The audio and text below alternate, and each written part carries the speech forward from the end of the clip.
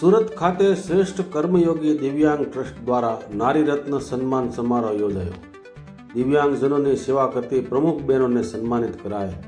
નમસ્કાર, હું છું વાડિયાભાઈ ખુમાણ અને આપ નિહાળી રહ્યા છો અમરેલી ટાઈમ્સ ન્યૂઝ. સમાચાર વિગતે જોઈએ તો વિશ્વ મહિલા દિવસ નિમિત્તે તારીખ 8/3/2026ના સુરતના મારુતધામ સલથાણા ખાતે શ્રેષ્ઠ કર્મયોગી દિવ્યાંગ ટ્રસ્ટ દ્વારા નારી રત્ન સન્માન સમારોહનું આયોજન કરવામાં આવેલ હતું. આ પ્રસંગે રાજ્યના જુદા જુદા જિલ્લા ખાતેની અગ્રણી બહેનોને કે જેઓ સામાજિક સેવાઓ સાથે જોડાયેલી છે આવી મહિલાઓને આમંત્રિત કરી એમને સન્માનિત કરવામાં આવી હતી. દિવ્યાંગ સેવા ટ્રસ્ટ અમરેલી ગુજરાતના મહિલા પ્રમુખ ભાવનાબેન ટાંગ, દિવ્યાંગ સેવા ટ્રસ્ટ ગુજરાતના મહિલા મંત્રી હર્ષાબેન ત્રિવેદી, દિવ્યાંગ સેવા ટ્રસ્ટના ભાવનગર જિલ્લાના પ્રમુખ રિશિલાબેન કનેજિયા ને શ્રેષ્ઠ કર્મયોગી દિવ્યાંગ સંસ્થા દ્વારા સુરત મુકામે એવોર્ડ આપી સન્માનિત કરવામાં આવ્યા હતા.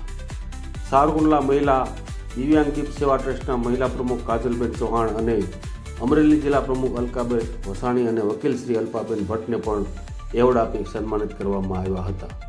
આ કાર્યક્રમમાં અમરેલીથી દિવ્યાંગ સેવા ચેરિટેબલ ટ્રસ્ટના ગુજરાત પ્રદેશ પ્રમુખ વિજયસિંહ પરમાર, ઉપપ્રમુખ શ્રી જીતુભાઈ સિંગાળા, મંત્રી શ્રી હરેશભાઈ અને સંગઠન મંત્રી મુનાભાઈ રાઠોડ, સૌરાષ્ટ્ર પ્રદેશ પ્રમુખ મનસુખભાઈ કનેજિયા, ભાવનગર જિલ્લાના પ્રમુખ મયુરભાઈ ત્રિવેદી અને મહિલા ઉપપ્રમુખ વેદુકાબેન કાનપરિયા અને દક્ષિણ ગુજરાતના મહિલા પ્રમુખ રેખાબેન અને અન્ય દિવ્યાંગ ભાઈ બહેનો આ કાર્યક્રમમાં હાજર રહ્યા હતા.